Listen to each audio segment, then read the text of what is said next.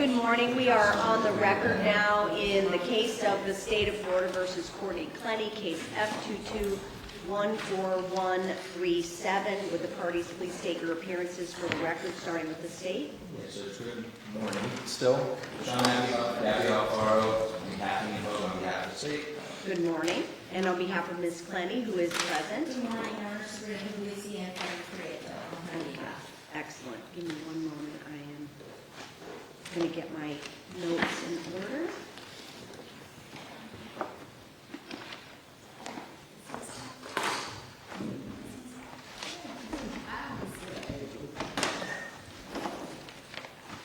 All right.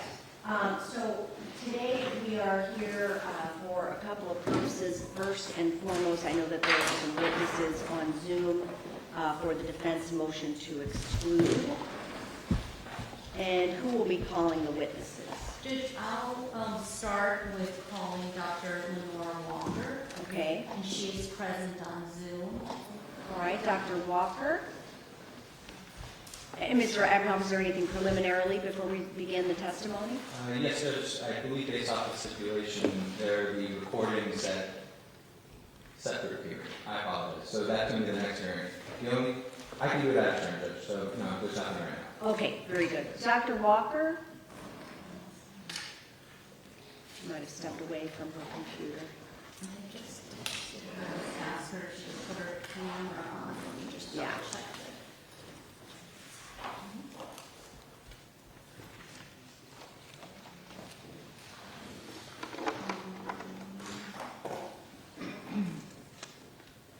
Oh, my camera's disabled by the host. I do see it Yeah, that actually, we have to do that, otherwise we'd never get through a regular court session. Janet, can you please allow Dr. Walker to come on camera and unmute?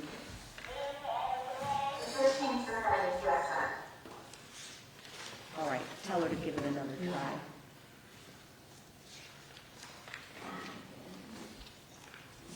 All right, very good. Good morning. Oh, there she is. Okay, perfect. All right, Dr. Walker, please raise your right hand. Do you swear or affirm to tell the truth, the whole truth, and nothing but the truth? I do. Okay, very good. And Ms. Puglisi, you may proceed. Thank you. And Judge, before I begin, there was an issue about confidentiality in a prior settlement that they had. In order to try to streamline this, I believe that both the doctors are willing to waive any confidentiality. It does not, as I explained to Dr. Walker, change the terms of any settlement and her understanding of it. It just means it allows us to be able to address the matter. Dr. Walker, do you agree that you would waive confidentiality, any kind of confidentiality clause that you have? Yes, I do. Okay, thank you. And Judge, I think we're all familiar with Dr. Walker's kind of her expertise, so I wasn't really going to go into, her whole background. You stipulate, Mr. Yes, Evans? yes. Okay, excellent. So Dr. Walker will be allowed to give opinion testimony. Okay, Dr. Walker. And the only thing I will ask is, I know you've been previously been found to be an expert, but can you tell us again what field of expertise? Yes, I'm a clinical and forensic psychologist with an expertise in trauma, especially interpersonal trauma, such as sexual assault, domestic violence, and other forms of interpersonal trauma. Okay, perfect. And we're going to focus for right now, we're really here for a specific purpose. So I'm going to draw your attention to a prior civil lawsuit that took place in Broward County in 2004, and that was with yourself and Dr. Michael Brannon. Are you familiar with that? Yes, I am. And what is your understanding of what that lawsuit was about? Dr. Brannon and his colleague, Dr. Sherry Carter, filed a defamation lawsuit against me for what they claimed was when I was teaching. I was a professor at that time at Nova Southeastern University and used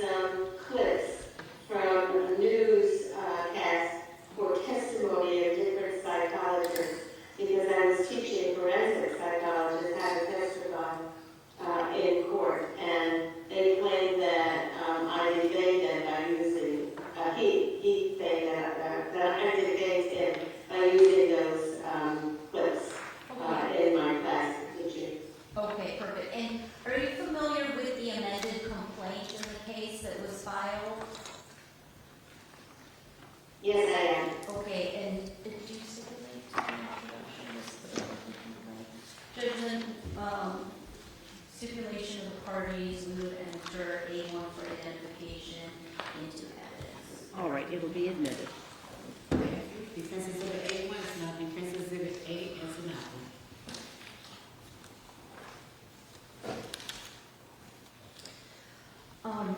Was the case ultimately dismissed with prejudice?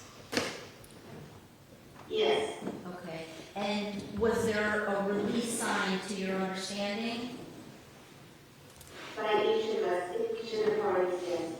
And what was your understanding of any kind, if there was a settlement agreement, what was your understanding of it? I had also filed a countersuit against them, and so all three of us agreed that we would not speak about one another, especially any kind of negative comments about each other. Okay, so no negative comments against each other. Do you know if this agreement that you're referring to, was that ever memorialized in writing? I think it was. I remember seeing some papers, but it could have just been my attorney who gave me the actual terms of it. But I saw it, remember seeing it, but this is 20 years ago, and I can't find it. So you have tried to look for it and you can't locate it? That's correct.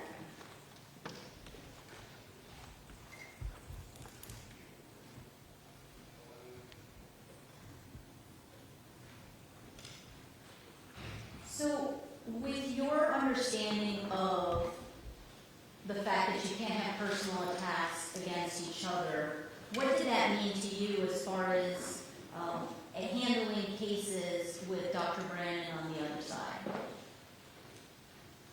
Well, it meant that in order to be a rebuttal psychologist, you have to have the testing and interview evaluation that you would do, that the person would do. And so I would have to hand over my testing and my evaluation, and then he would have the right to criticize it.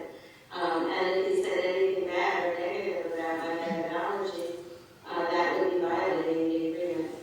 The same thing for me. I would be on the other side of the case for him, and I would not have the opportunity or the right. Second, that's the first most important thing. The second is that it's not ethical to take on a case where you may have a bias, any appearance of bias. That's in the ethical principles of psychological practice and in the guidelines for forensic practice.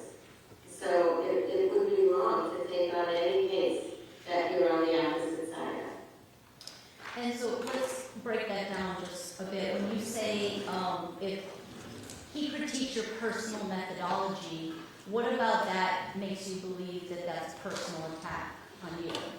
Or vice versa? Well, it's a personal attack on my professional methodology on how I conducted an evaluation, which is perfectly appropriate in a case, but not against the person. And given the fact that he's already, we've already had this kind of contentious history together, it just would not be appropriate, nor would it be fair to the client that would get us more involved with who we were and what we were dealing with, rather than what the client's needs were. And you secondly mentioned professional ethics. Were you referring to the ethical principles of psychologists and the specialty guidelines for forensic psychology, the standards there? Yes, I was. Okay, and specifically standard 3.06 and guideline 1.03, can you explain exactly what those standards say? Yes, standard 3.06 is a title conflict of interest, and it states that psychologists refrain from taking on a professional role when personal, scientific, professional, legal, financial,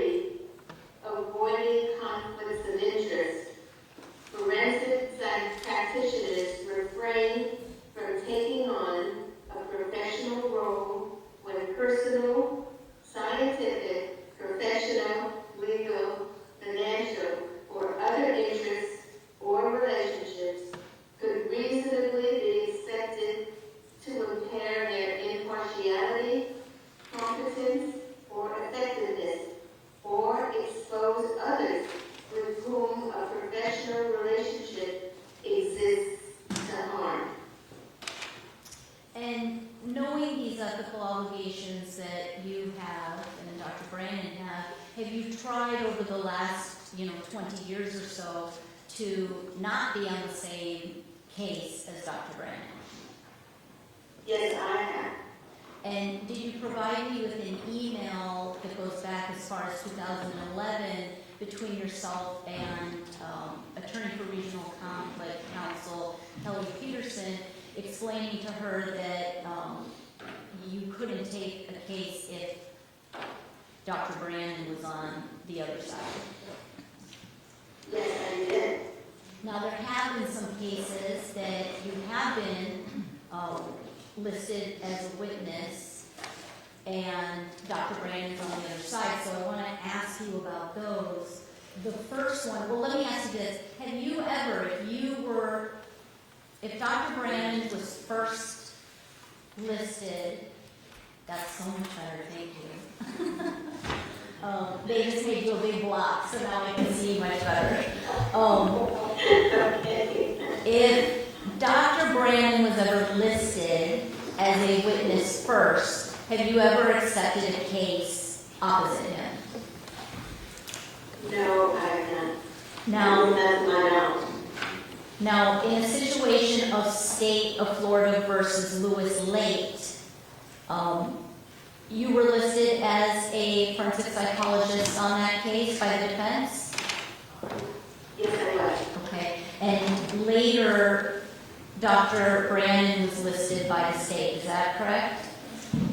That's correct.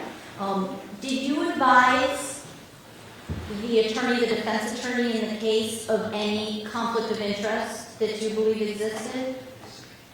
I And who was that attorney? did. That was Jeffrey Wiener. And at the end of the day, whose decision is it whether to disqualify or move to disqualify an expert? Is it yours? No, it was the attorney's. At that time, it was the attorney's decision. And so did you end up testifying, and Dr. Brandon was also a witness in that case? I did. That's how I understood that, how uncomfortable it was for me, given the agreement that we signed, to be able to do that. Can you explain more about what you mean by uncomfortable? Well, I have to I have to pay attention to what my information is for the client. I can't pay attention to myself and my feelings. And I was very uncomfortable, and that interfered with my ability to pay attention to what was happening and making good decisions and responding to questions. I was afraid of being somehow violating the agreement, which I didn't want to do. And now there's another case of Satoya Johnson that you were listed as a witness in that case. That was a Broward County case. Yes, that was many years later. Again, I was hired first. I performed the evaluation. I think we may even have gotten to depositions in that case. And then Dr. Brandon was hired by the state.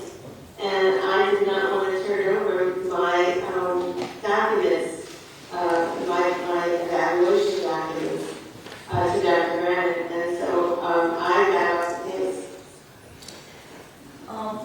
Now, the next and the last case that you have, besides this one, that you've been listed as a witness alongside with Dr. Brandon, secondly, is the Corvalon case. That's a current case in this district here in Miami-Dade County. That's correct. Okay, and have you had to testify in that case as of yet? No, I have completed the evaluation. I have submitted a report, and the attorney asked me to turn over my rotated documents behind the evaluation, and I again said no. And the attorney, I think it happened almost the same time,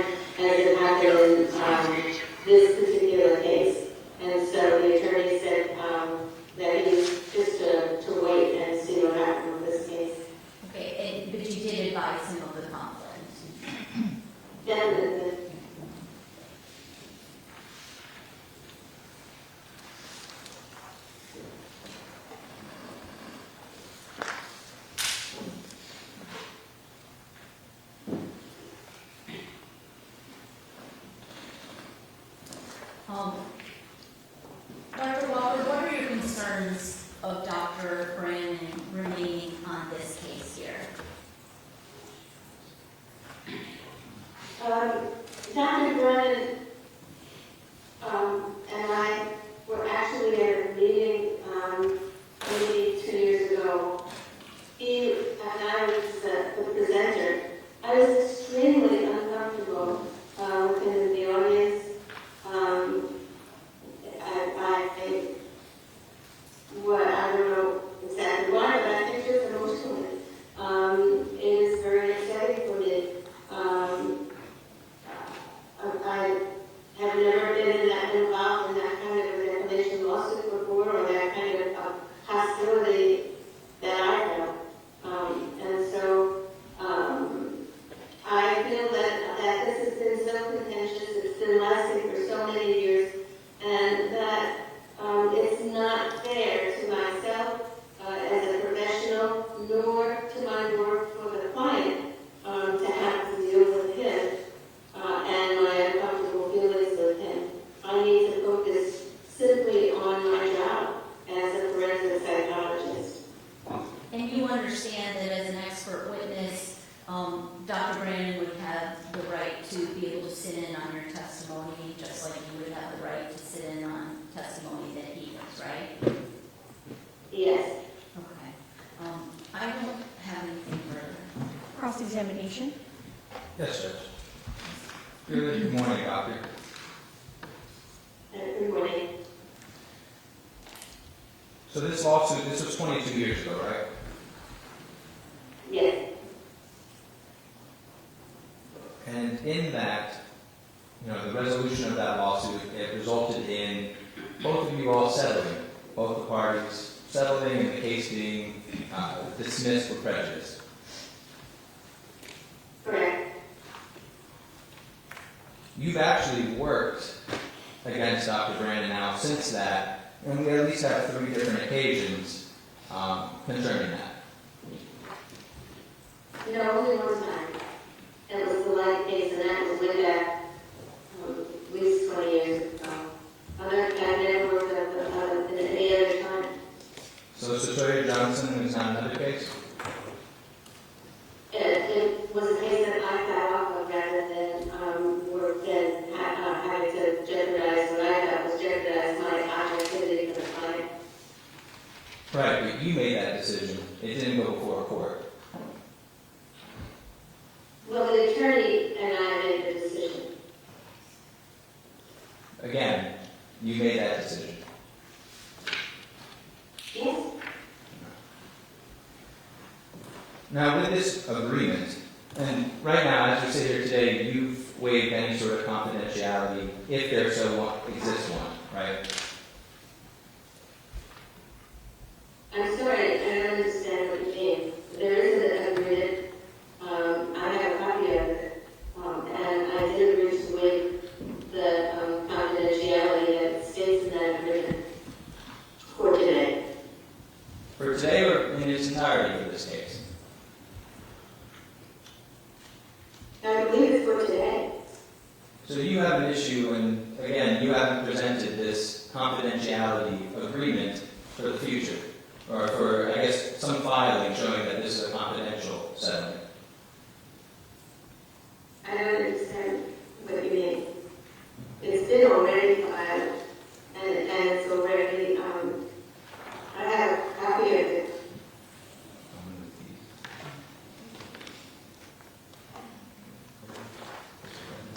And I believe even it states,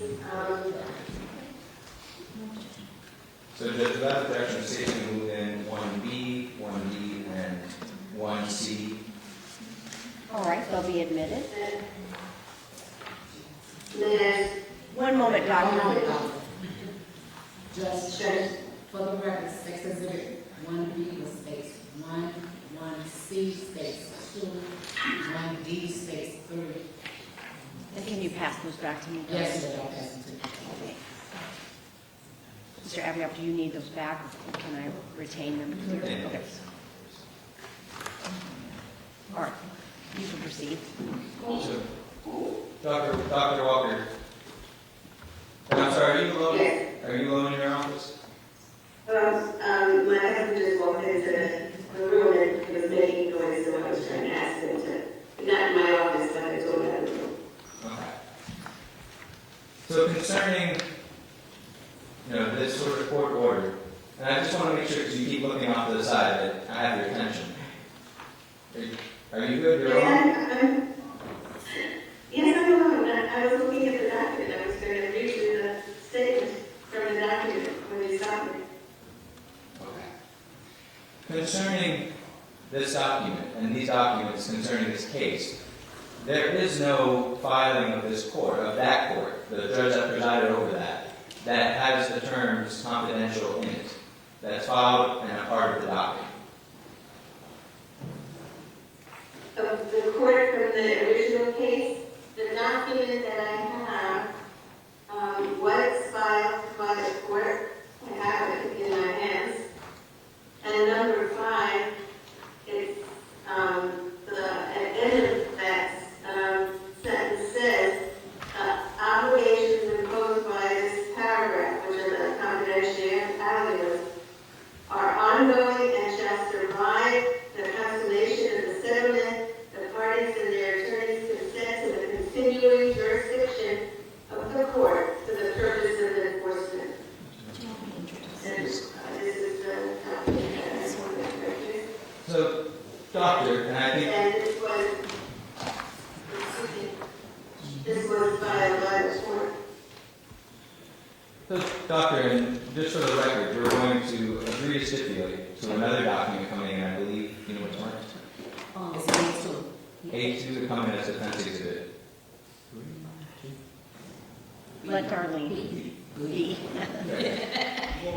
Let's not overstep our expertise. Madam Clerk knows how to, I'm stepping out of my... exactly. Stepping out of my... A grade there. Okay, you said B, right, Darlene? It's big, Judge. Yes, ma'am. Thank you. Go ahead, Mr. Abney. So, Dr. Walker, concerning this document that you're referring to, the court now has it, can you indicate to the court, to this court, where that is signed by the judge that was over your case? The last page.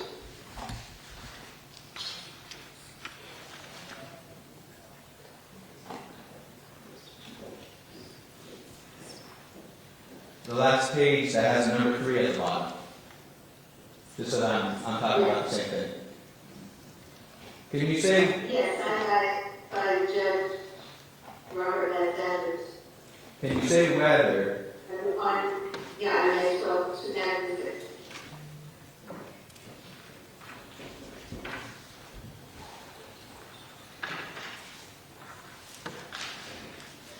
So, Dr. Walker, I'm going to ask you, where is this signed by the other parties? Dr. Brandon or Dr. Carter? Or their attorneys? It is, if you look at the last pages, the first page of mine says, from my attorney, that says that they will have individual signatures on each, for each party instead of circulating one copy. Would it surprise you, Dr. Walker, that, and these aren't numbered, but page 1, page 2, page 3, page 4, page 5, and page 6 were actually not filed with the court in that case, and were not agreed to by Dr. Brandon or Dr. Carter? That's not what I was told. We're talking about 20 years ago. And I do have signature pages that are similar to the ones that I have. Correct. And that is the final orders, but that does not include that confidentiality statement. And actually, are you aware that the clerk of court combed through this file, and the first 6 pages of this document has never been filed, nor agreed to by Dr. Brandon or Dr. Walker? That's not my understanding. I understand, but I guess my question to you is, are you aware that the clerk of court did a search? This court issued an order for any confidential documents to be able to be turned over, and there are none. Well, I have the document. I think the judge now has it, maybe you have a copy of it. And you have a letter from my attorney saying that it was turned over, so I cannot explain it. And I have followed it, and Dr. Brandon has followed it up until just this point. And so why would he be following it for 20 years if that wasn't his understanding? Doesn't make sense. Doctor, when it comes to this confidentiality, are you willing to waive any confidentiality going forward in this case, if it so exists? No, I am not looking to waive confidentiality. I'm sorry. I don't want to get into the weeds of what happened at that time. I don't think Dr. Brandon does it either. Well, doctor, you can speak for yourself only, and not other doctors, but my question to you is, now that knowing that there is no court order making this a confidential case, are you unwilling to waive confidentiality? Object, because I think this is beyond her knowledge and expertise. He's asking questions about the law, and that's beyond her knowledge. It's overruled. Repeat the question, please. Doctor, knowing that now that there is no confidentiality order by the court that handled your case, are you saying that you are unwilling to personally waive that conflict? That's correct. My understanding it is possible that the court does not have the document. That doesn't mean it wasn't filed. It simply means it's not 22 years later or 20 years later, we don't have it. Well, doctor, and that's... I'll leave. So I'm not willing to accept that it's not, that I'm not bound by it. Despite this agreement that you had to settle and go your separate ways, at least concerning Lewis Light 2009, you did participate in that case. Yes, I did.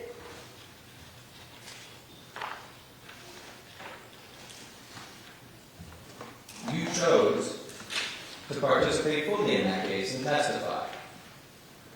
And it didn't go well, which is why I'm now insistent upon not doing it.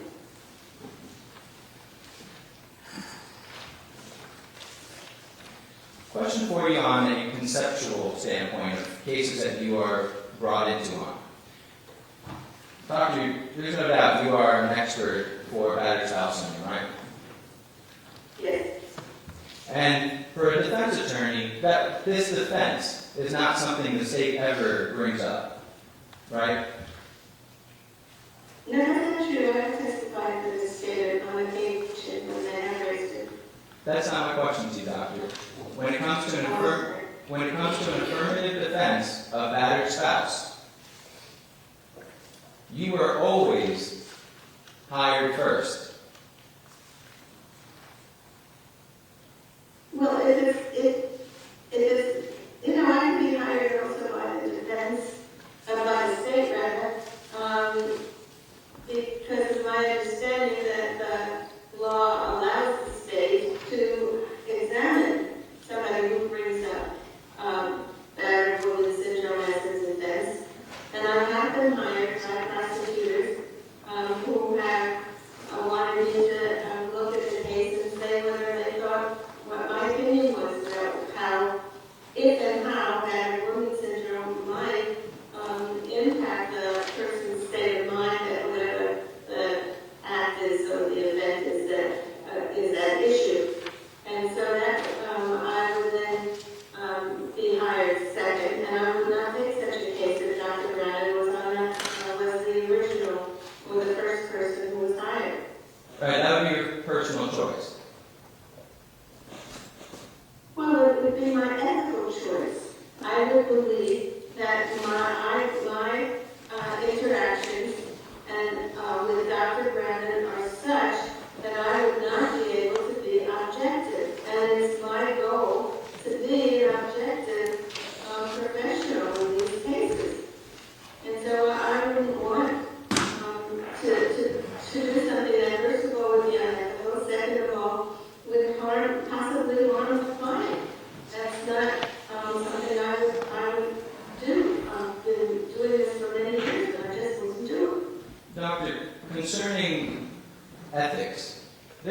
board that monitors ethical actions of doctors, right? Yes, I'm not sure I'd say they monitor, but you certainly could be reported to them. And you can report someone if you believe they are violating their ethical values, their ethical obligations. I could. There has never been a report from you concerning Dr. Brand. Because we have not engaged like this before. That's not true. You engaged in Lewis Light in 2009.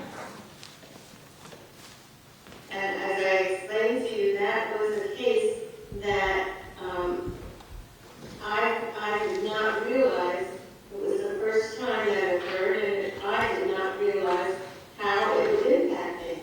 And as soon as I did, I stopped doing it.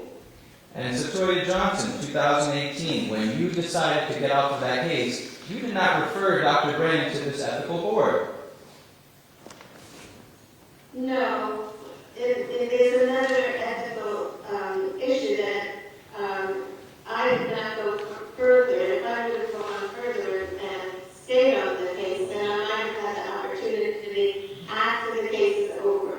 But there's such a thing as witness tampering, and I would not report somebody who's a witness or scheduled to be a witness on a case until after the case is done. Doctor, 2009 was a long time ago, right? Yes, 2018, now it's kind of a long time ago, right?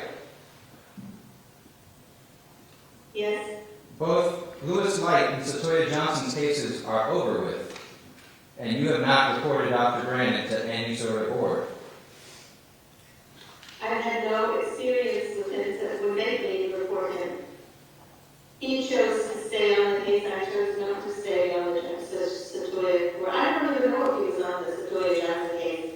I only know that if I was not going to send my documents to him and the attorney and I agreed, then I would get out the case. Karina Corbalon, you have not reported him to any board now that you both are on that case.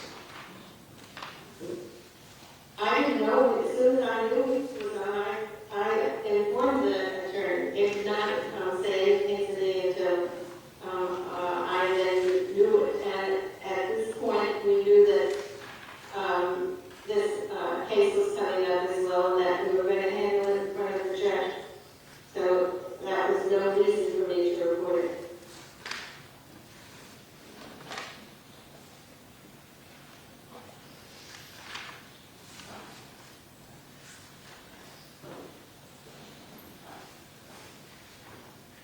Concerning your notes in Satoya Johnson, that case, you decided personally you did not want to turn over your notes.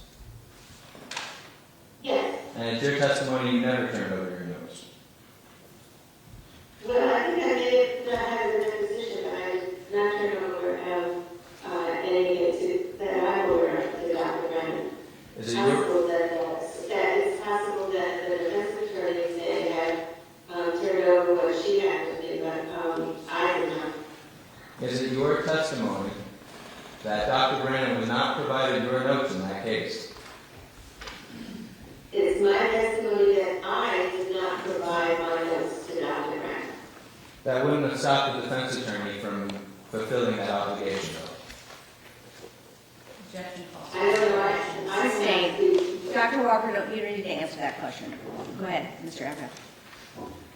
Concerning the understanding of the agreement with the judge, your understanding is that you're not to make any negative comments about each other, right? Correct. And you, without any explanation or understanding from the court, take that to also mean that you cannot comment on someone's professional work.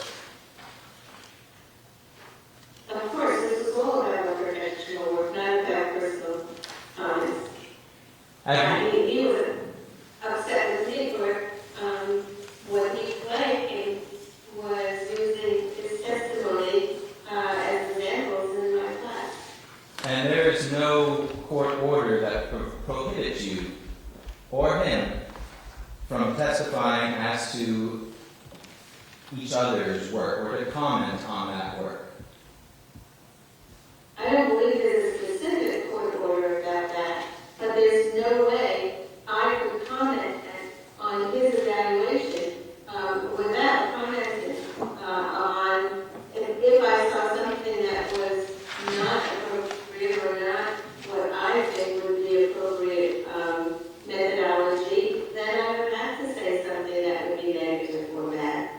Doctor, if he waives any liability for you commenting on his work, are you saying to this court here that you will not waive the same? Correct. Judge, I have no further questions. Redirect? Thank you. If there's no court order, do you still believe there's a settlement agreement in the case? Yes. Are you an attorney? I'm sorry? Are you an attorney, Dr. Walker? No, I'm not. Did you draft any of the legal documents in that civil case? I did not. Did you personally communicate with Dr. Brandon's attorneys in that case? I did not. Did you file any documents with the court in that case? My attorneys, they have on my behalf. Did you personally, though? No, I did not. Are you? I was actually represented by two sets of attorneys because Dr. Brandon also sued Northwest Southeastern University in that lawsuit. And so, I think the attorney Handler was also involved initially, and then I had a second attorney for my malpractice insurance. So I had two different attorneys, so I didn't keep track of what they were doing. Are you aware that it's not uncommon for settlement agreements to exist but not be filed Objection, publicly that's with the speculation. court? Sustained. Do you have any No, knowledge? It's okay. One I'm moment, asking Dr. Walker. you She's questions. going to ask the next question. Go ahead. Okay. Are you familiar with the law on settlement agreements and whether they need to be filed or not? I do not. And I have no familiarity with it. It's the only case I've ever been involved in. And That would. did you sign a confidentiality agreement in this case? I did. Do you believe it still exists? I do. And do you believe it would be unethical and cause harm to the client if Dr. Brandon were to remain on this case as a witness? I do. I have nothing further. All right. Thank you, Dr. Walker. You're excused. Have a nice day. All right. We're going to move on to Dr. Brandon.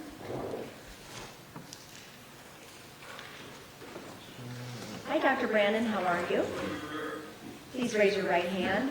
Do you swear or affirm to tell the truth, the whole truth, and nothing but the truth? I do. All right. Very good.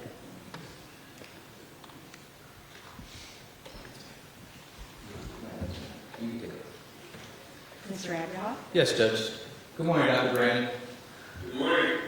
All right, and is the defense willing to stipulate as to his expertise as well? Yes. All right, very good. Dr. Brandon will be allowed to give expert opinion testimony.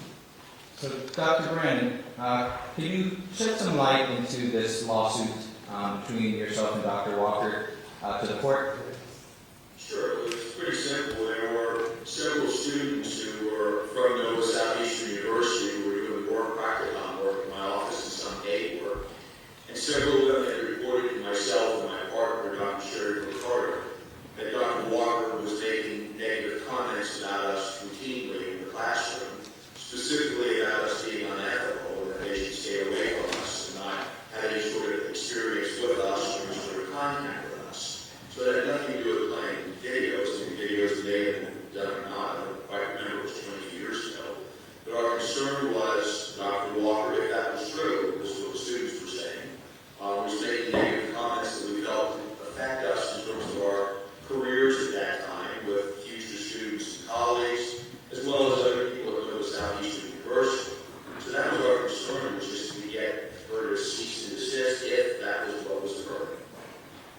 Doctor, concerning the resolution of that matter, could you explain, for one, was there an agreement to dismiss the case?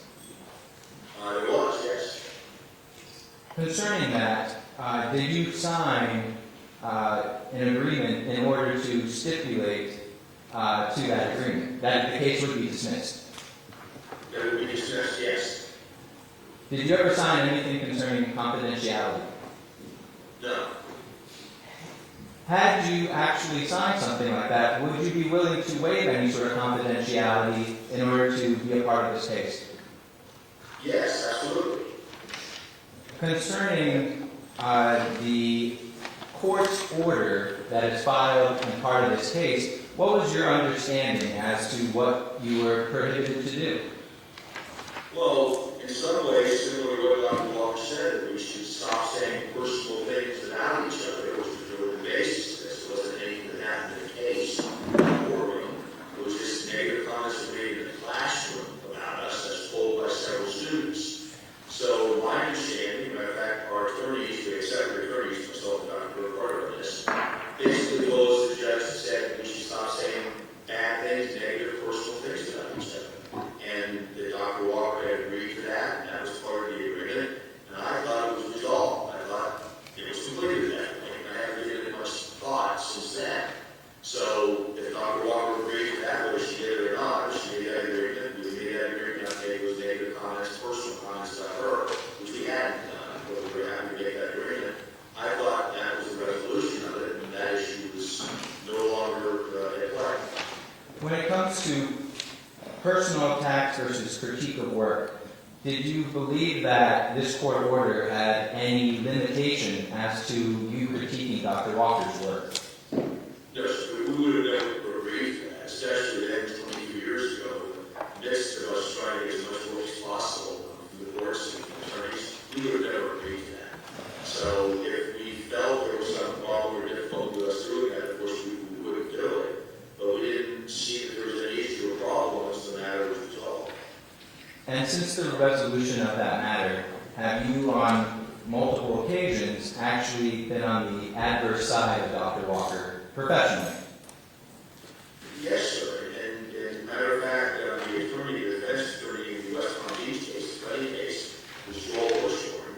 And he actually came up to me before the hearing. He was the attorney of the opposite side. I was testifying for the state. He said, I want to make sure it's not being personal that goes on here. You have an agreement on saying personal about Dr. Walker. I said, of course not. I don't have any animals to sir. Of course I wouldn't say anything personal. It's all about issues. And that's exactly how that trial went. There was no personal comments or commentary or attacks. I don't feel that way. I certainly wouldn't bring it up in court if I did. So then that trial went along without any difficulty or any accusations or anything improper, personal, unethical, nothing. Concerning the multiple cases that you have worked as an adverse expert against Dr. Walker, at any point in time as a result of your involvement in that case, have you ever been reported to any board of ethics? No, I'm really quite surprised to hear some of the testimony today. I didn't know there was a strong feeling still. We were in an adversarial process, and as part of that process, people bang heads sometimes. But I don't think those things tend to stay around, especially 20 years later.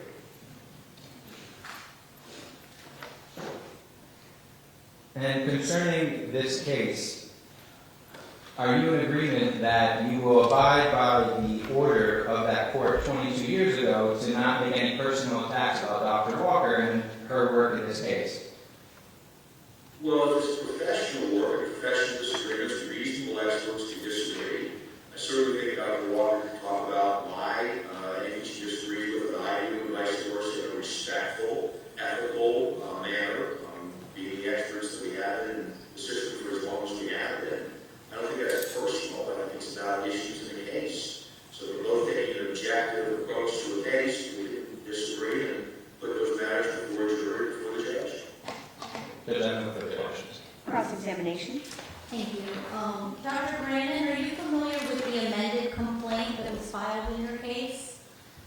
So I'm aware of everything was in the court file.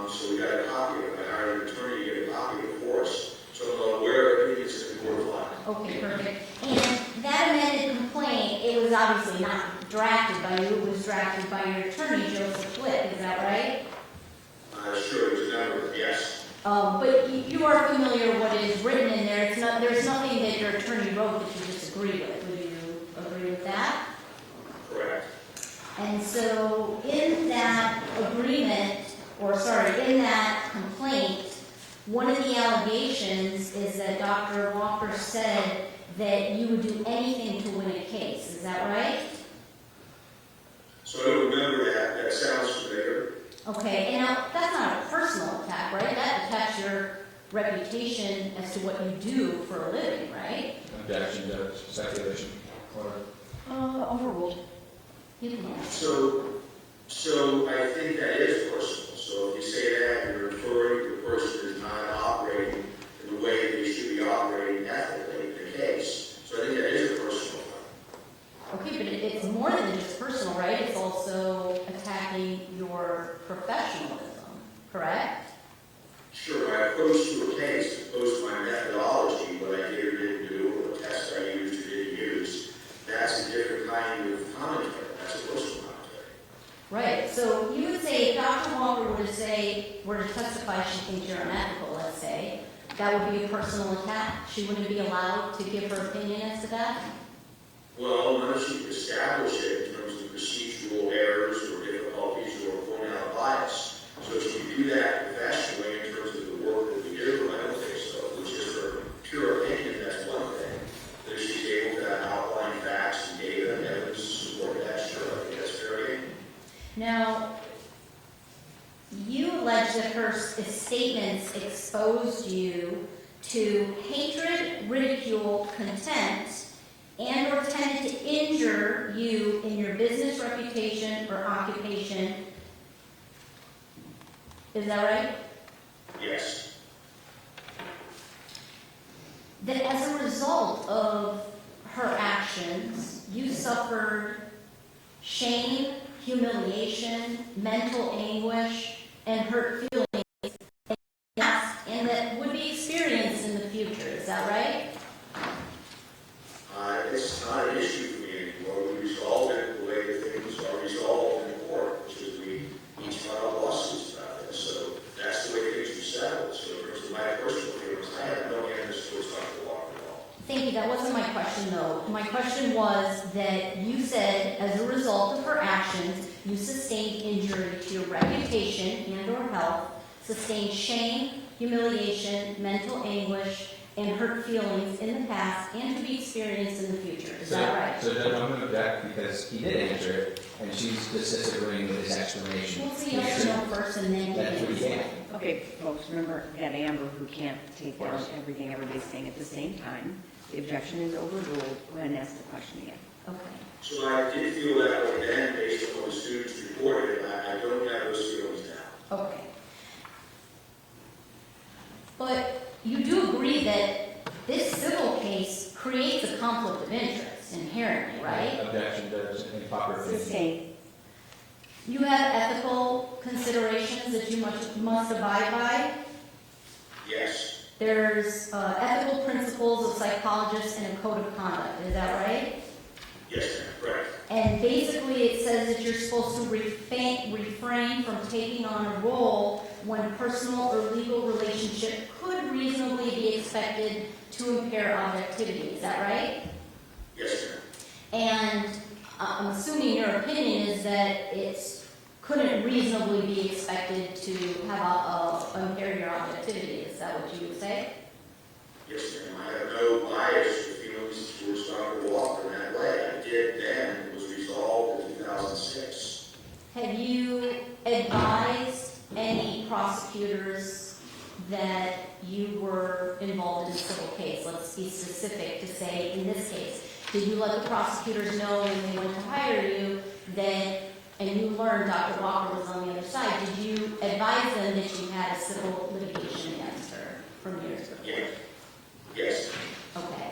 And in the Corbelon case, I think it might be the same prosecutor in that case, so did you inform Mr. Abacock about that conflict? Yes. Okay.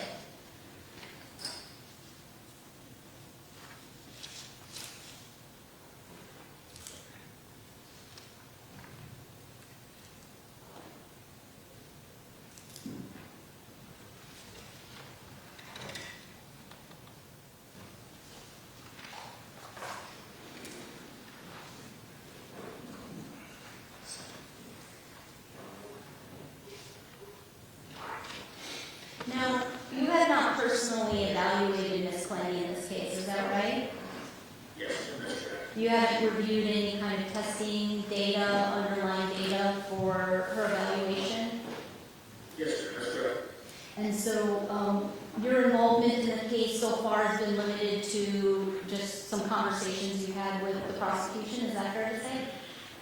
No, ma'am, I've reviewed some documents. Okay, can you say how many documents, or let's just cut to the chase and say about approximately how much time have you spent in your review of this case so far? Approximately 20 hours. 20 hours, then I would like to know what you reviewed. I don't have in front of me, I reviewed information that was sent to me by the state attorney's office, it's voluminous, so I don't have all those documents, I can provide those, but I didn't come to this here and prepare to do that. Can you at least name some of the documents that you reviewed? Judge, I think his answer speaks for itself, and he doesn't know. I mean, 20 hours is a long time, Judge. It's sustained. Next question, please. Have you, strike that.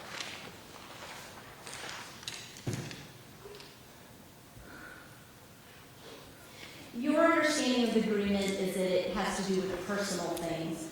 Personal things, though, you would agree, you know, a personal attack could be about the way a person dresses. That's a personal attack. Would you agree with me on that? Sure, absolutely. Okay. But you would say also if I attack your reputation, your credibility, your methodology, Compound question. I will. Oh, okay. I will break it down. It's the same. If I were to attack your methodology, you think that's not a personal attack on you? It's not, no, that's fair. If I attack your credibility, that's not a personal attack? Well, look, it's based on evidence, it's based on data. Okay, so your answer is no? Well, my evidence is no, it's based on data, it's not, it's just a personal opinion, and that's a personal attack. Okay, can I go on, Judge? Of course.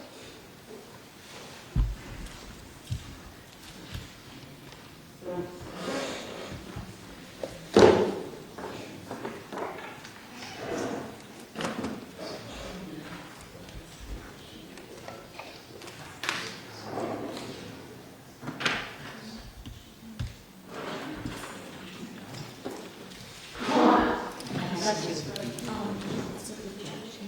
Oh, here.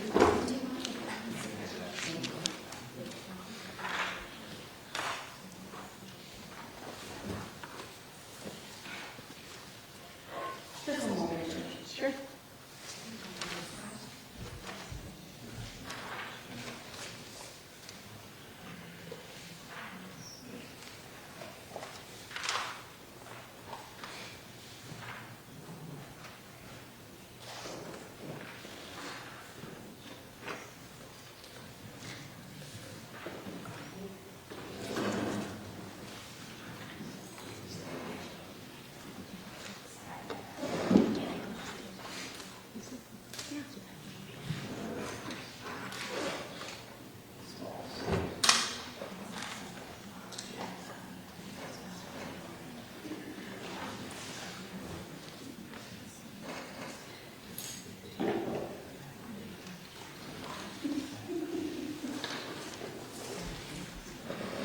Judge, I have nothing further. All righty. Redirect.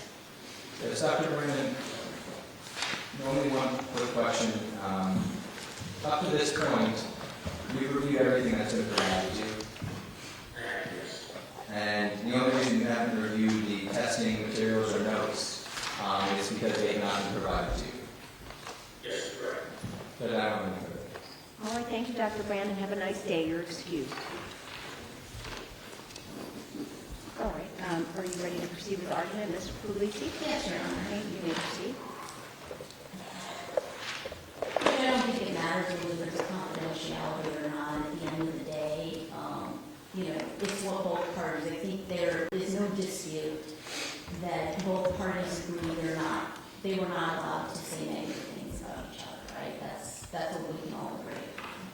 And so the question really here is, what does that mean as far as personal attacks? Because the case that was filed against Dr. Brandon clearly wasn't about, you know, something she did to him when they were seen at the grocery store. It was an attack on his reputation. his credibility. And then you look to the ethical rules and, you know, it's a reasonable objectivity. It's not what that person thinks, it's what's reasonable. Is it reasonable to think that he still, it doesn't matter if it's been 20 years or not, that he still has some kind of bias? And, you know, putting aside the fact that, you know, honestly, candidly, there's a lot for cross-examination here, right? Like, the defense could cross-examine Dr. Brandon on all these things he filed in his complaint and whatnot. But that's not really the point. The point is fairness of the trial to Courtney Clenney. And we don't believe that having this doctor testify would be fair. Because what's going to happen is it's going to become a sideshow in this case, right? These two doctors had a lawsuit 20 years ago. It's going to be a, you know, he said, she said, back and forth about that. And what it does is it takes away from what really is important, which is the battered spouse defense, which is a valid defense, and that, you know, we are entitled to present, and we want to make sure, so at the end of the day, 403 analysis shows, we want to make sure that Courtney gets a fair trial. Now, then the question is prejudice, because I know that the state has a right to have their expert of choice, just like we do, but you then have to balance that. And so in this case, okay, let's assume Dr. Brandon has spent 20 hours. He hasn't evaluated Ms. Clenney. He hasn't reviewed the underlying data. At the end of the day, 20 hours is nothing in comparison to making sure that she is given a fair trial. There are plenty of other experts out there, and the state has the opportunity to be able to go and get another expert before this goes farther. Let me just make sure if I have any other notes there. I mean, I think what's important here is that we hired Dr. Walker first, and she clearly is uncomfortable. She says she believes it's unethical. She says that she would not be able, she does not feel like she'd be able to answer the questions properly without constantly thinking about whether there's an attack or not. And there's no question that he does agree that it doesn't matter if anything was filed. I mean, I think it's common knowledge that civil cases agreements are entered into and not filed with the court. That happens all the time. They're done, you know, confidentially, secretly. And again, so what the exact terms, we know that they both agree they can't make attacks against each other personally. In her mind, it's a fine line, right, between what is personal and what is professional. And it's very hard to distinguish. And she, to sit there while she's testifying and think, oh, is this going to be a personal attack or a professional attack on what he's saying? And so I think for all those reasons, Judge, I think under a 403 analysis, we would just ask the court to disqualify Judge Brandon in this case and require the state to find an alternative expert. Mr. Agerhoff? Yes, sir. So the defense brings up this idea that confidentiality doesn't matter. It matters a lot, because without there being a confidentiality agreement, there is no limitation, as they bring up in their motion, to cross-examine this witness to the full extent of this lawsuit. So again, a lot of the things the defense brings up is fodder for cross-examination. The issue here is that they're kind of conflating the fact that the expert feels uncomfortable being a part of the case, that there's nothing in this lawsuit that prohibits him from being on a case against her. If there was, it would be in one of these orders. It just isn't. When it comes to this constant overthinking, that's a personal issue. She's got to work through that. Dr. Brandon has clearly said that he's going to work within the lines, and if it's not based on data and evidence and facts, it's not part of this. Your Honor has done a fantastic job with this case of trying to streamline us to trial. For us to get another expert at this point would delay this even further. The other part is Your Honor has the ability, once these witnesses are fully deposed, after they fully examine the witnesses, to be able to fashion some form of limitation or not. If it's all fodder for cross-examination, then that's what it is. But Your Honor has done a good job of managing this, and I believe you can do the same now. The issue that the defense has, this uncomfortability of this witness, is not supported by her own actions throughout time. She's had multiple cases in 2009, 2018, where the ability, if there is an ethical issue, which is what the defense is raising today, she could have sent him and his actions of staying and remaining on these cases to some sort of review to a board. Hasn't been done. We're just sort of walking through time where we're just raising our hands to the next defense attorney saying, I'm comfortable, and each of those defense attorneys are not raising conflicts because one doesn't exist. And that's why we're here, Judge. At this point, the defense has not shown that they're entitled to exclusion. They can't show that this court can't monitor this situation. They talk about this becoming a sideshow. It easily should not be a sideshow and can be limited to not be a sideshow because this is, and battered spouse is a case of facts and evidence in support. The defense brings up, and this is my last point, that they hired their expert first. In reality of this, the state is not raising defendants' defenses or potential defenses for them. So in every case that there is a murder, what defense is asking is that we hire Dr. Brandon and other doctors alike to completely negate this first to the altar of hiring. And that's just not possible. It's not feasible to taxpayers to have to front those bills, and it's not how this all works. It's just, at the end of the day, this first come, first served is not how this all works.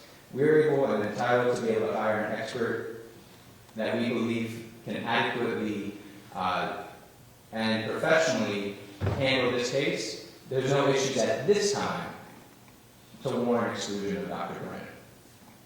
Mr. Gleason? Judge, I will only just respond to direction by Dr. Walker to the next board in these 3 cases.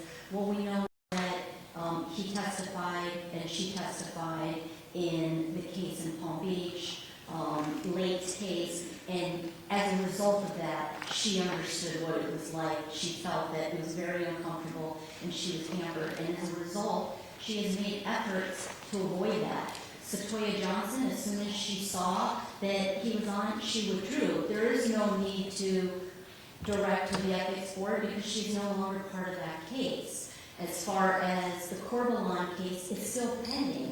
She hasn't testified and he hasn't testified, so there's no reason to send that to an ethics board. And similar to this, I guess we'll wait to see, what happens, but those are not the times to do that. So I don't think that whether she directed him to ethics board is really the relevant issue. It's more about whether Courtney Clenney can get a fair trial if Dr. Brandon is allowed to be an expert.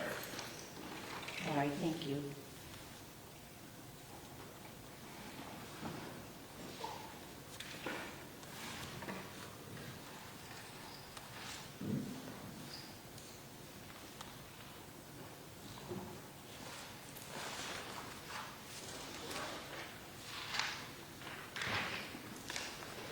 All right, at this time, based on the testimony and the arguments of the attorneys, the defendant's motion to strike state's expert witness Michael Brannon is respectfully denied. The court finds that the requirement for disqualification must have a showing of prejudice or compromise to the judicial process. The court finds that does not exist in this case, and any issues of cross-examination will be appropriately limited by this court according to the rules of evidence. And now we're going to turn our attention to the amended motion to suppress illegal recordings pursuant to Florida Statute 934.03 and 934.06. Is the state ready to proceed? We are, Judge. Okay, defense, are you ready? Yes, Your Honor. Okay, very good. You may begin. And briefly, Judge, before we begin, the state is moving in without objection 1A, which is a copy of the recordings that we are not stipulating to, and then I'm going to announce at least to the court which ones we are already stipulating to for exclusion. Okay, give me one quick moment here.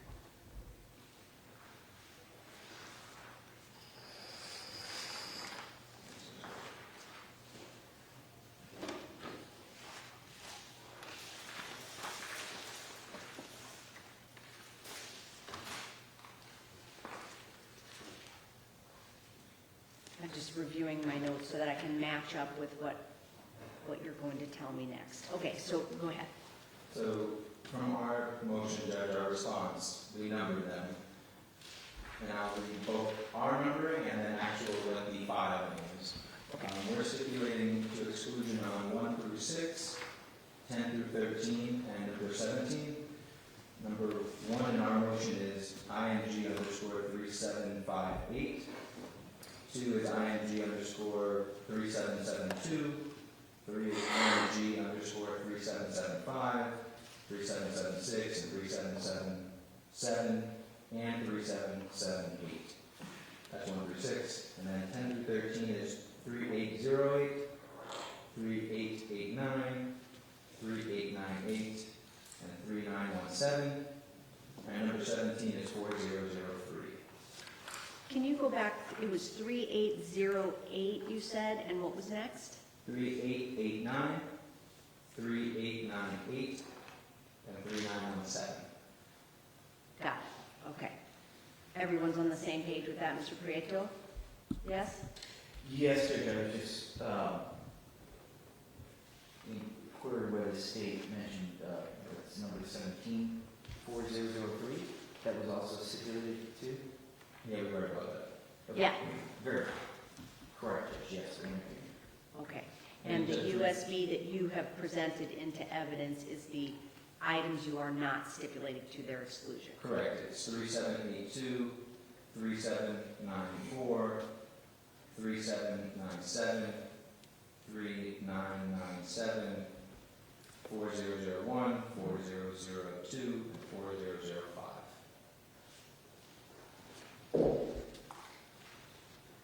Okay.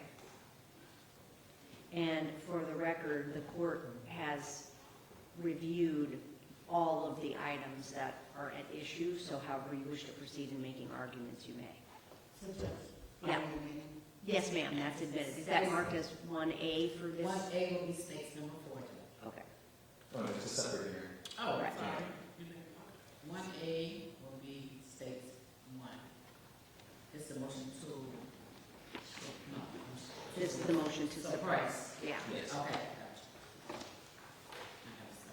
Sorry, You didn't tell me that. You didn't tell me that.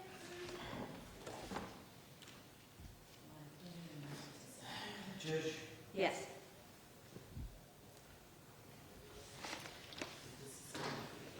this is kind of the state and I were just kind of talking about this, with regard to the admission of the recordings that we just did. Based on the language of the statute, it puts us in a very difficult position. Because by the plain language of 93406, which is clear in its directive, it says no part of the contents and the regular quote in Florida statute 934.06, as it talks about interception of oral communications. It says no part of the contents of such communication and no evidence derived therefrom may be received in evidence in any trial, hearing, or other proceeding in or before any court. So by us putting this in, I don't want to waive anything here, is where I'm going. Okay, you're not, and let me just cut to the chase on that. So this is for me to review the admissibility of it to become evidence. It's not evidence in the sense that this statute is discussing. Right, it's And I think the record can be very clear you're not waiving that because you're moving to suppress those. So, right, again, we can't put the toothpaste back in the tube because these recordings have been subject to Chapter 119 requests from day one. okay, So they're already kind of in the atmosphere, but my thought process was, it's still going to be out there. unless we seal part of the record that if the court agrees with the defense argument, Right, that, which is let's say what- I agree with some and I don't agree with some, the ones Correct. that I agree with Right, it's- shall be sealed by the clerk of courts. Right, and that, I guess we can address that at the appropriate time. Perfect. Okay. Okay. Sorry, Judge, I wanted to. No, that's get that. okay. I mean, listen, it's not a frivolous thing to say or think about, but I feel very strongly that, you know, in the court's gatekeeping function, Correct. that I'm not receiving this in evidence in the sense that it would be able to be presented to a jury or even determined by, if we would have a bench trial. This is an evidentiary admissibility issue at this point, so, Sounds good. okay. Mr. Abihoff, do you Sound have very any, good. yeah, no, I didn't know if you had anything else to say, or, I have no dog in this fight, Judge. I just am aware once, so, you know, the defense keeps track of where public records requests come from. We obviously do under Chapter 119. yeah, You know, what happens in court may not protect them absent other orders under, you know, being. that'll be a provided. separate litigation, 1000%. probably in civil court. Maybe, it could, There could be a gag order at some point, Yeah. Judge, here, but at the same time, they've already been requested so many times. okay, Mr. Pietro, proceed. Sure, Judge, you have our motion, the amended motion, the state's response, and the defense's reply, which I think both sides kind of lay out the applicable law, so we don't need to beat a dead horse with that. Your Honor, I'm sure has read everything. So we have here at issue the files that were already put on the record by the government that they're not agreeing to, and 3782, 3794, 3797, 3997, 4001, 4002, 4005. And I will go through them in a group, but also individually. Again, the law, the directive by the legislature is very clear that these recordings, these types of recordings, as contemplated by the legislature, again, may not be received as evidence in a trial, hearing, or other proceeding, in or before any court, grand jury, etc.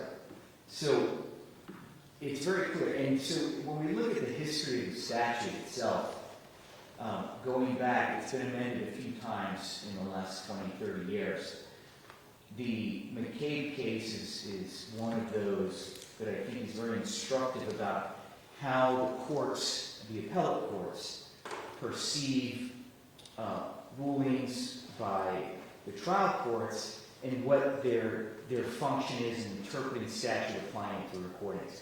In the McCabe case, which was prior to the amendment allowing for recordings of victims of sexual molestation and sexual battery, the McCabe case was a case where the victim, a child victim, I believe she was a teenager at the time of the recordings, in her bedroom recorded her abuser, who made admissions as to committing a sexual battery upon her.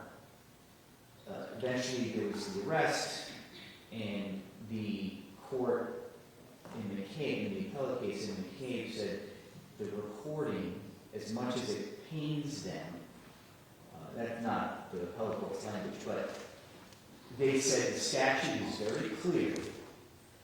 The recording in a bedroom of where this occurred, I can't remember the house or apartment, but this young lady who recorded her abuser in her own room, or maybe it was in his room, but the court said, you can't do that. The statute's clear. Counsel, may I ask you for the site? Yeah.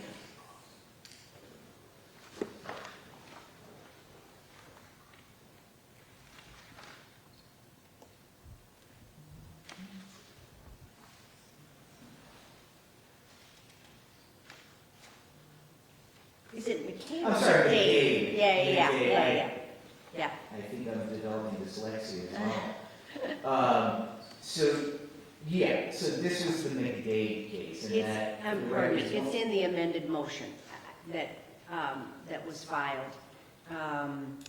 The citation is going to be 154 Southern 3rd, 292, Florida Supreme Court, 2014.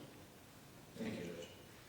Yes, go ahead, Mr. President. Right, so in analyzing that, those recordings found to be inadmissible, despite what the court kind of evaluated expectation of privacy and whether society is prepared to recognize type of arguments. In that case, again, absent a directive by the legislature, the court said these recordings, no matter how altruistic the motives may have been by lower courts wanting to admit these things, the directive is clear, right? The trial courts can't legislate, or even the appellate court can't legislate from their respective benches. So, what happened after McDade? The statute, and I don't know the year, but I know it was amended, and the legislature put in the exception. A victim of the sexual battery or sexual violence can, right, there's an exception for that. So, how does that kind of reasoning apply to what we're arguing here? So, let's just start by, and I would just mention, and it is in my reply, so the state, in their response, laid out a test. That test is not the law. I think it's instructive, but it is not the law. That comes from a federal court opinion that is quoting a dissent. I forget which justice it was, but that was not the majority opinion in that appellate case. But the state goes through their analysis, and I want to just present, Mr. Adlerhoff's going to have a chance to present the state's position on this. So I'll state our position, their position, and rebut that. So let's, by starting with recording ING 3782, that is, the state's argument is that there was no reasonable expectation of privacy.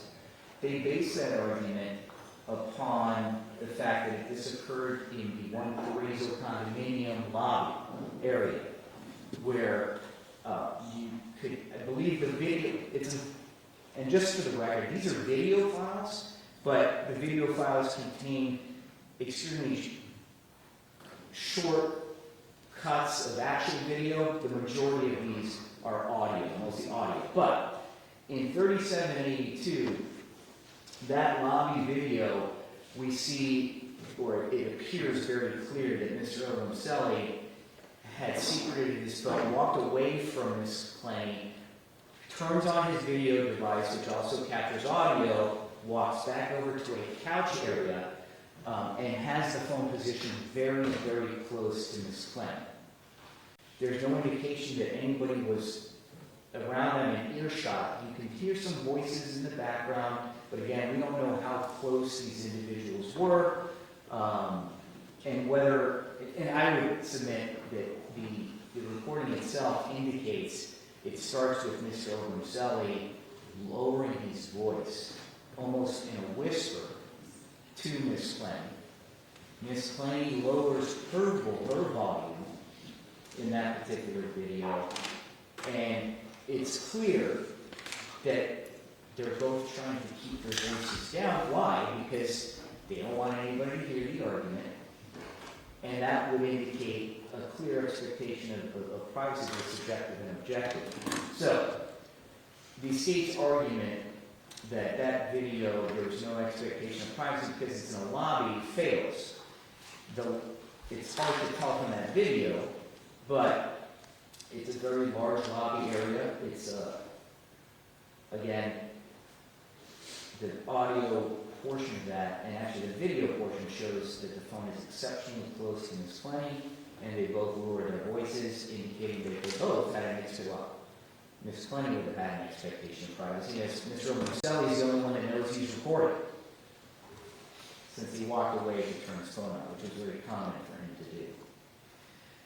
So, under analysis of the statute and case law, this large lobby area, although it is a common area in the building, the expectation of privacy is clear in that both Mr. Roselli and Ms. Clenney keep their voices down so as not to allow others to hear their conversation. So, under the statute, it would be admissible as she had a reasonable expectation of privacy in that conversation that she did not know was being recorded. So our second file is ING 3794.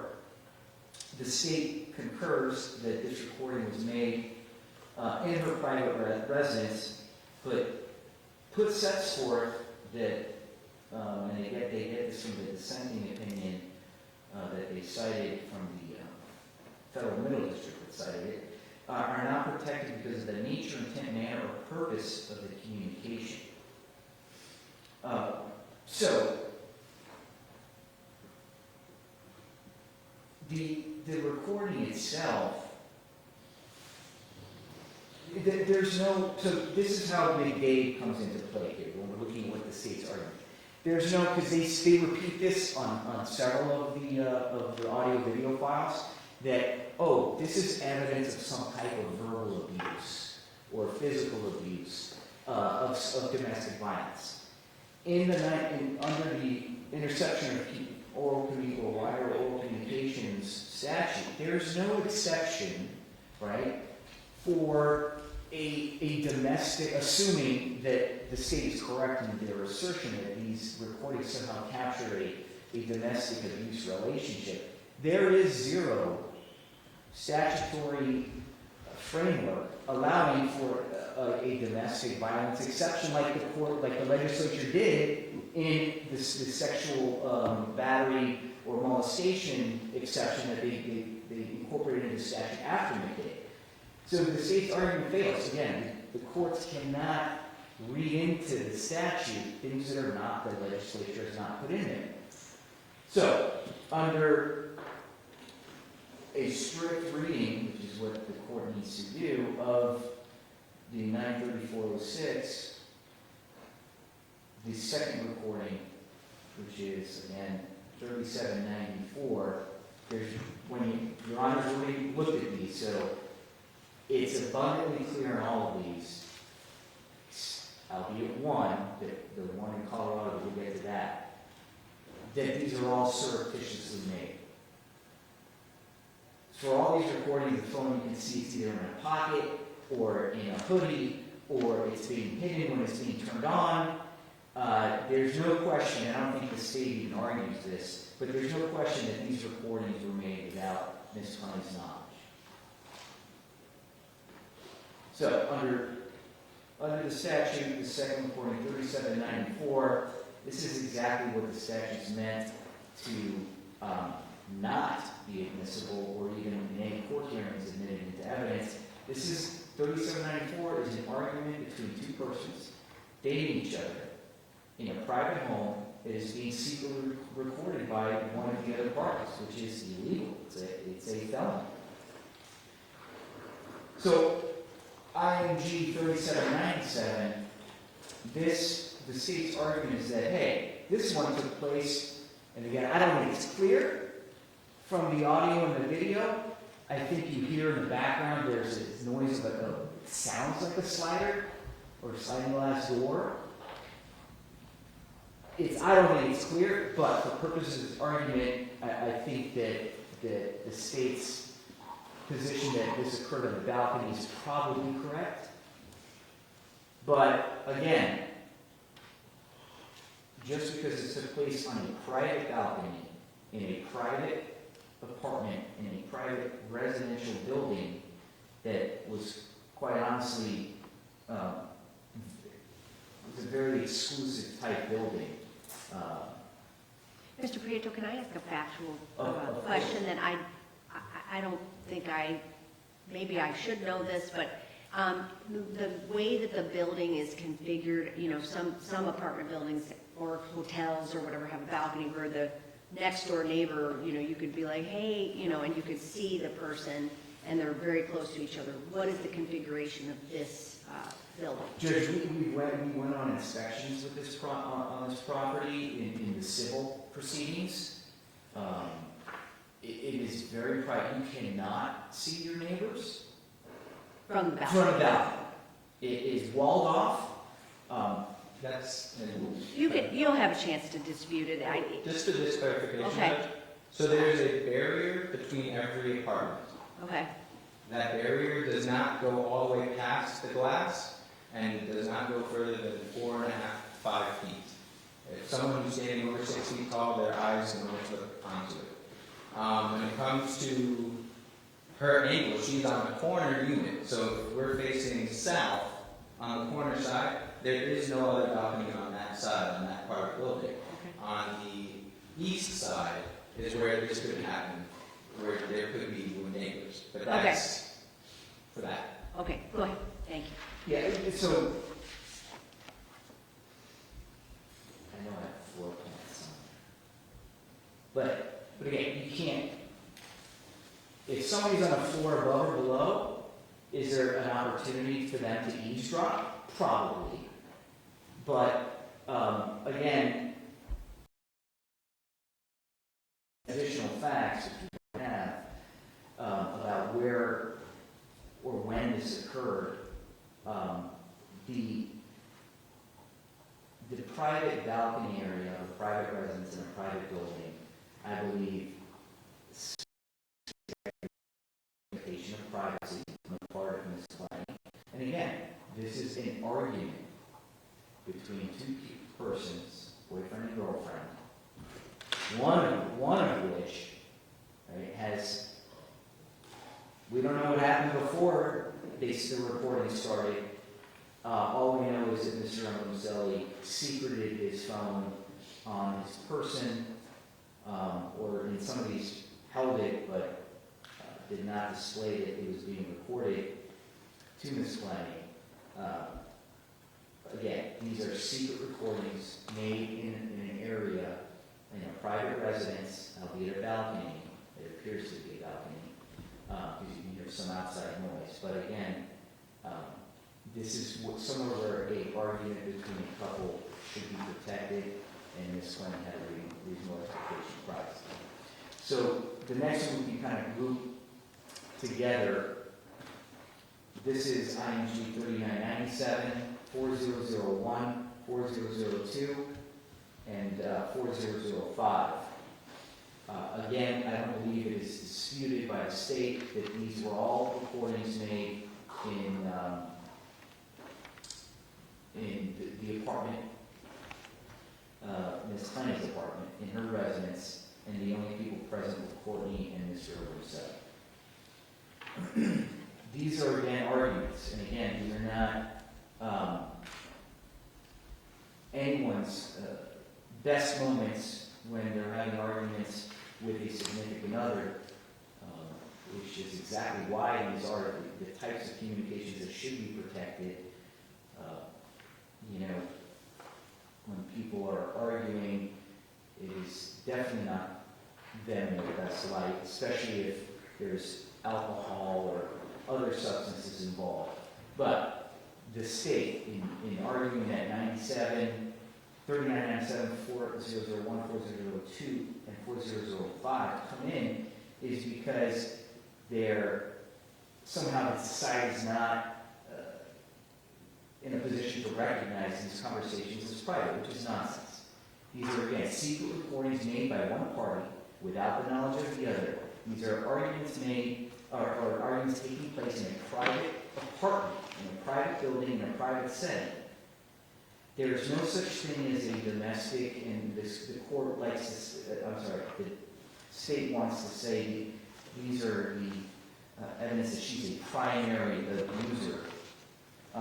But again, there's zero support, whether by case law or by statute or by analogy, that somehow these arguments are not subject to inadmissibility based on the statute. A plain reading of the statute, again, these are exactly the types of recordings that should not be made.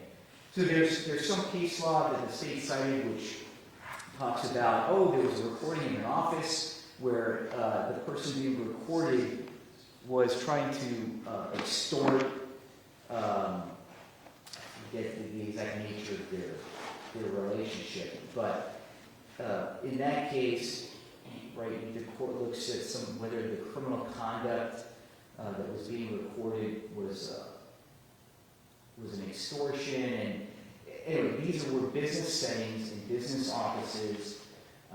The other exceptions were, I think, like a checkout counter. Some of the case law talked about a checkout counter that somebody was overheard speaking. These were recordings that took place in the apartment between two individuals, one of which had no idea she was being recorded. So again, absent some legislative directive, the court has no other option but to rule that these recordings are not admissible for any reasons.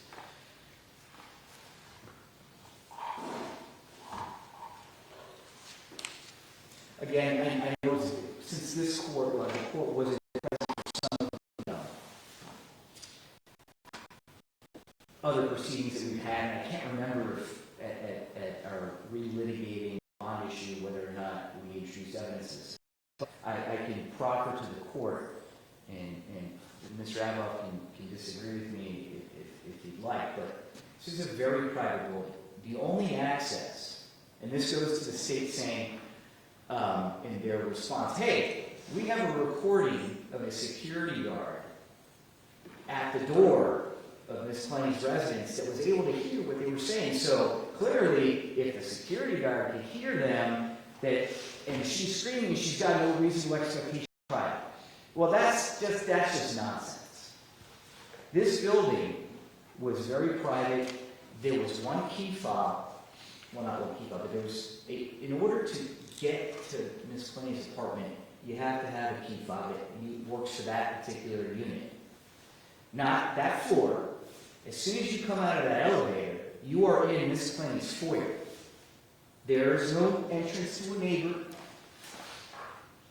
When you're coming out of the elevator to the right, there was a door that led to the outside, several feet away, that led out to an area where I believe there was an emergency stairwell and an area where they could put refuse out to the right. But you have to go through another locked door, of which no other residents have access to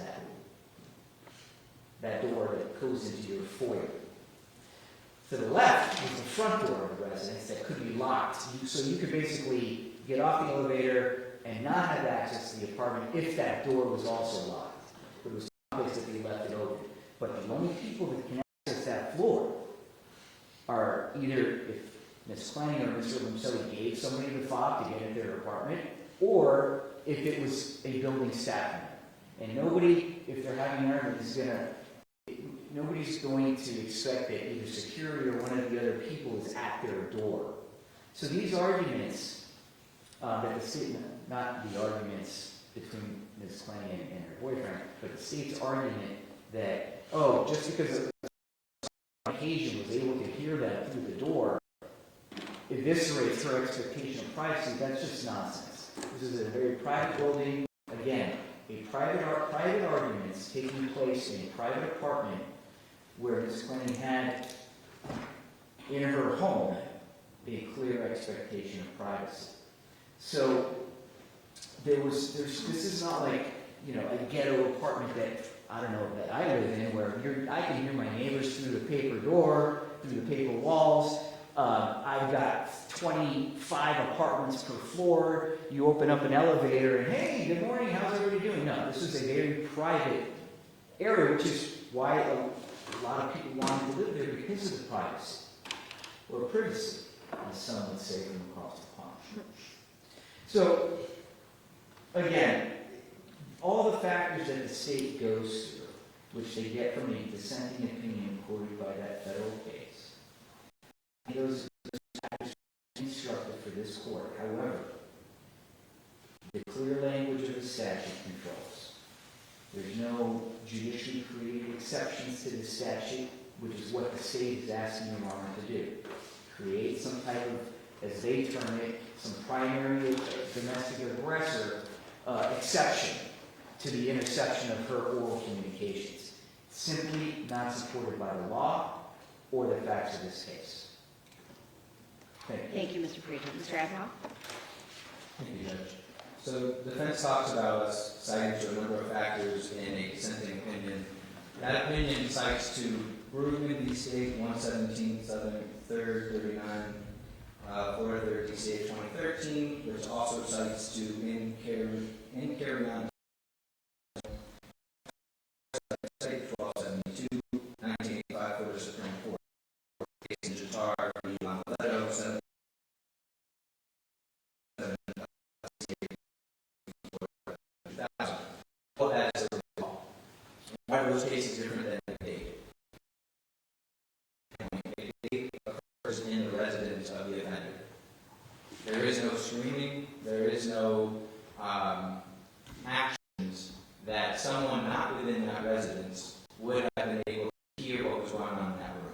Being that it was his residence, he already has a subjective expectation of privacy for McDade.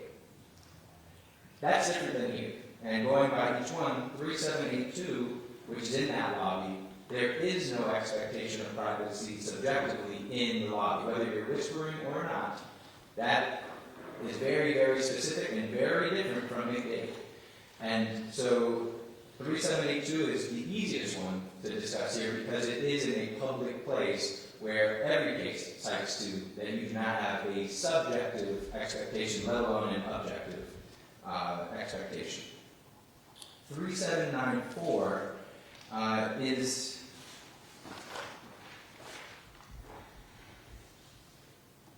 now I might have mixed them up, Judge, and I do apologize. So In the residence, I believe. 3782. 3782 is in the lobby. Lobby, yeah, 3794 is the one that's upstairs, the first one that happens upstairs. right. So 3782 is the one I was just discussing. Right. The rest of them being 3794, 3797, 3997, 4001, 402, 4005. We can see it's in the apartment. There's a subjective expectation of privacy just being that it is her residence. But that's why the content and her actions have to be evaluated. The only ones out of all of those that she is not screaming is 3794.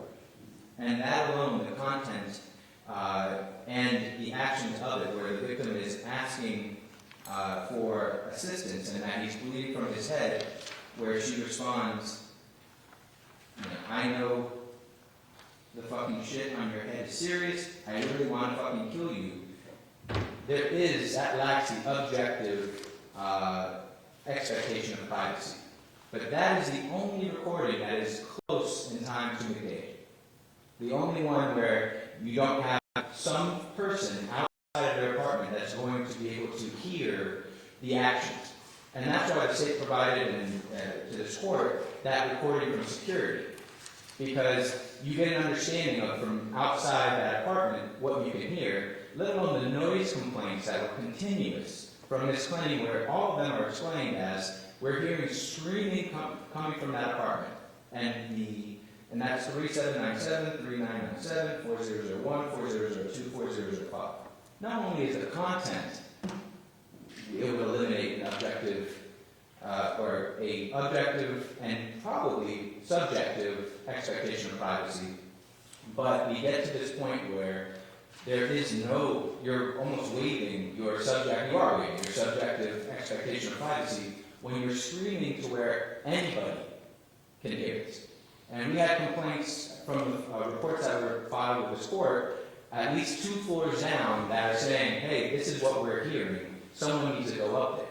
The security guards are not just showing up to her door just because. They're going because they're receiving these complaints on numerous occasions. So when we talk about McDade, at best, to the defense argument, may apply to 3794. I would still say that it does not.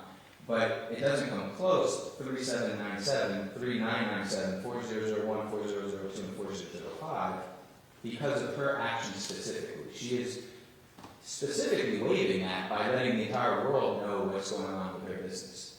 So that's the difference here. And it comes down to, I don't need to talk to the court much longer than this. The first one's in, and that's 3782, is in the lobby. No expectation of privacy, subjective or objective. The rest of them, there's a subjective expectation of privacy. She certainly waived it in 3797 and below. 3794 is up for debate, and that's really it. what is your argument with reference to 3794? The argument would be that when someone is coming to you to seek assistance, the fact that he's seeking help, asking for help, and her content is threatening in that way, it is to say that she is, it's the content. It's really just the content of it. That's the only argument I can make to that, Judge. Okay, Mr. Prieto? Yeah, Judge, the state's talking about complaints made by neighbors saying they're screaming, or that definitely occurred, right? There were complaints, noise complaints. But there was no noise complaint saying, hey, I hear Courtney Clenney saying blah, blah, blah, X, Y, and Z. No, these are noise complaints saying, hey, I hear people arguing. That's very different from saying, I hear people arguing and hearing their exact words. Again, just raising your voice in a private apartment, in a private setting, during an argument with a significant other in that private residence does not waive, as the state would say, any reasonable expectation of privacy. But if the court is looking at this from an objective perspective, and there are facts to suggest that people could, in fact, physically hear screaming out of this location, we've already determined, and everybody concedes, there's a subjective expectation of privacy. If it is a fact that screaming can physically be heard, and if Ms. Clenney is screaming, that at that point she is waiving that expectation of privacy, objectively. That if I start screaming here in the courtroom, I can't expect that the words that I'm saying might not be heard out in the hallway, and especially if Judge De La O comes out and says, you know, I can hear everything you're saying in the courtroom. So talk to me about that piece. Right, Judge, there's objectively, Ms. Clenney's not waiving anything by raising her voice. Again, this is within the four walls of her condominium where people complain of noise, but that doesn't mean that they can hear if the person speaking is waiving the content of their communication. The only thing that's making it through these walls with people that are complaining is a noise, a level of a decibel level of something, not the form and substance of the communication. And there's absolutely zero evidence, both in the recordings, that these particular recordings on these particular dates were overheard by anyone. By anyone. The recording that the state provided to the court of Miss, forget her name, the one of the security guards that had to go up to the door, place her phone up on the door, and she testified to this in the civil deposition. But she had to go in there and basically put her ear up, or the phone up, to the door. So,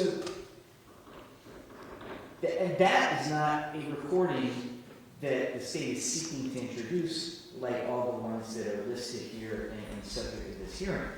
There's absolutely no evidence before this court that anybody overheard these recordings that the state is seeking to introduce. There's no question that these were surreptitiously made, so that the state has to concede those. But as far as somebody raising their voice in an apartment to make the leap that eliminates any expectation objectively, any expectation of the contents of their communication is just not right. Just because you can hear somebody maybe screaming doesn't mean that you, as a person who may be raising your voice, is waiving the actual form and substance of that communication. There's no case law to support that. But again, there's absolutely nothing before the court that says anybody overheard these conversations. There was any way anybody did hear them or not. So, but the state's saying, well, because somebody overheard them once, that forever, by raising your voice, you have objectively waived any reasonable expectation of privacy.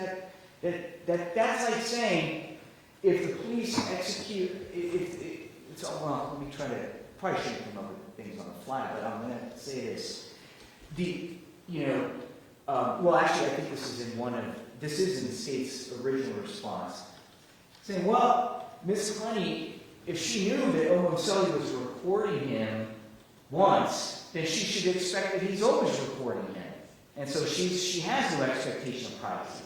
That's a nonsense argument. That's what the state's trying to argue. That's like saying, if the police come and serve a warrant at your house, and the warrant was bad, well, you should know the cops could break your door down any time after, so you have no expectation of privacy in your residence, just because they did it before.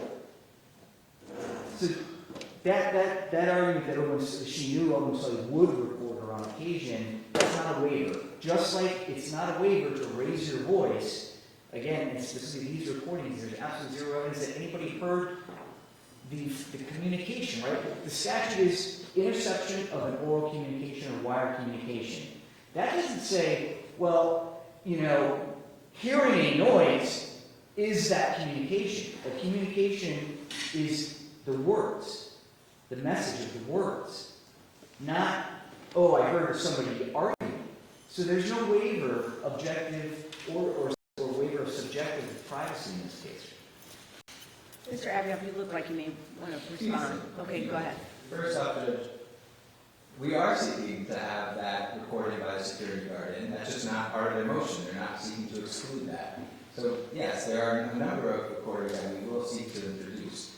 I'm not sure where McDade's defense believes that this idea of what they're saying is a law is a law. That's not what McDade says. McDade specifically lays out any oral communication uttered by a person exhibiting an expectation of privacy under the circumstances reasonably justifying such an expectation. That is the state of the law. It's not this, if you can make out every word that they're saying, that applies. That's not what the law is. So I get it. That's the best form for them to push forward their argument, but that's not the state of the law. And you can hear from that security guard that not only, from right there off the elevator, you can hear the exact parts of these conversations, but when you look at the complaints that are part of this file, and we provided the court with complaints from before, there are multiple complaints after this as well, and they go on until they actually get an eviction notice, and they're about to be evicted. So, there's a number of instances that puts her on notice that she is certainly screaming, and they've spoken to them on numerous occasions that everyone around their floor can hear this, to where there's we provide the court with 6 of them, up to a certain date, there's at least 10, if not more, of complaints saying that we're hearing muffling, we're hearing a very specific argument where a woman is screaming. And that's the point of it. So my argument to the defense statements, they're misstating the law of McDade, they're misstating the law of this, what this court is required to follow, and because of her actions, of how she's addressing these conversations, she is waiving her objective expectation of privacy.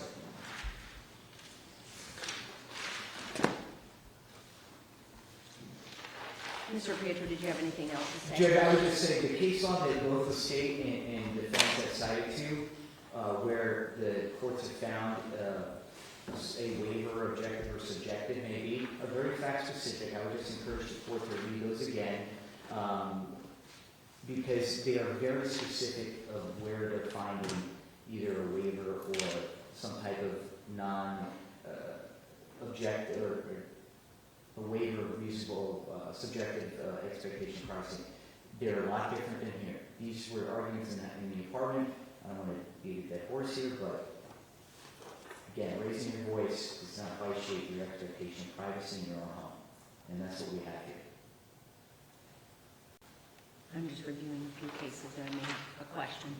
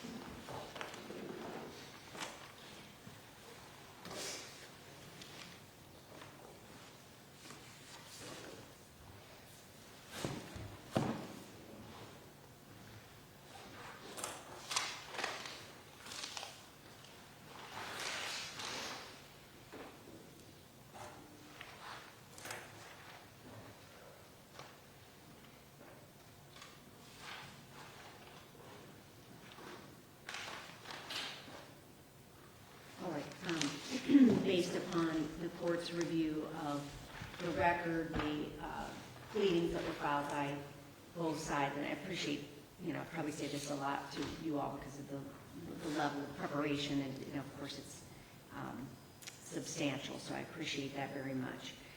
As to the defendant's amended motion to suppress illegal recordings pursuant to Florida Statute 934.03 and Florida Statute 934.06, the court rules as follows.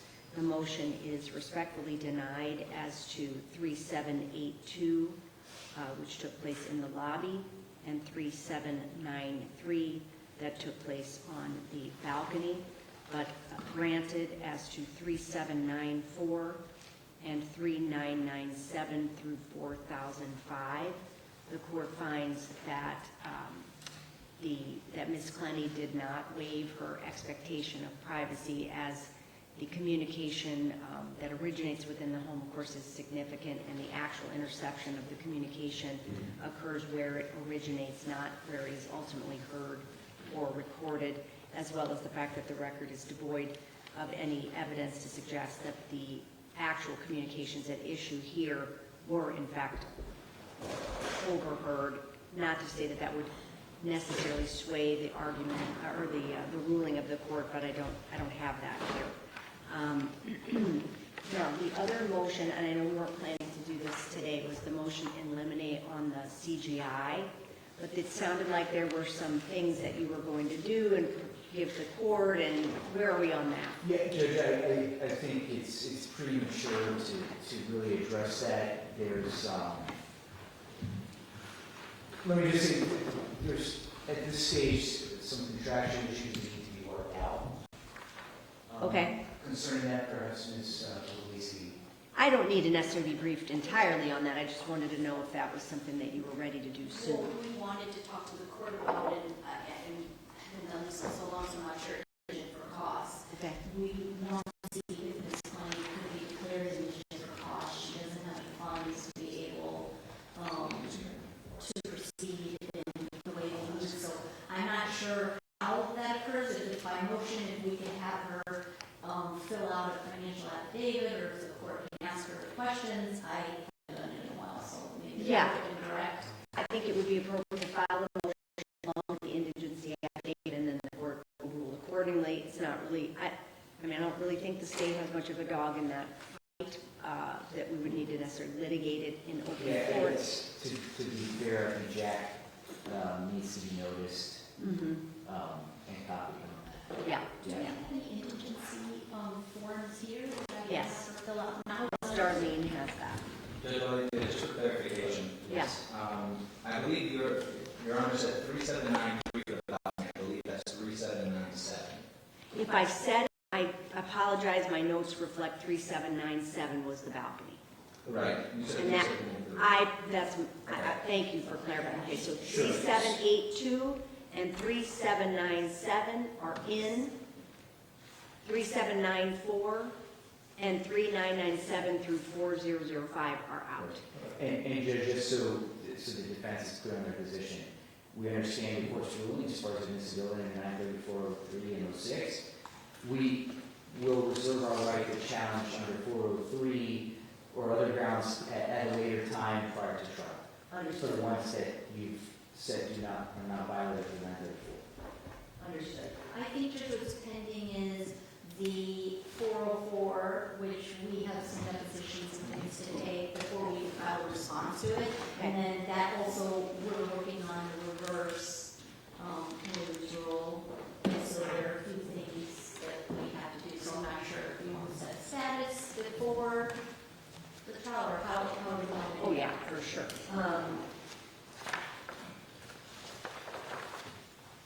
30 days? That's The trial is roughly in 60 days, or the sounding, that is, yeah. Okay, so that puts us at 320 for the next status. I'm going to put it as status for now. If you want Ms. Clenney to be brought to court, just let us know the day before. Okay, anything else from the state? No, Judge. Defense? No. All right, thank you all for running today. Thank you for your time.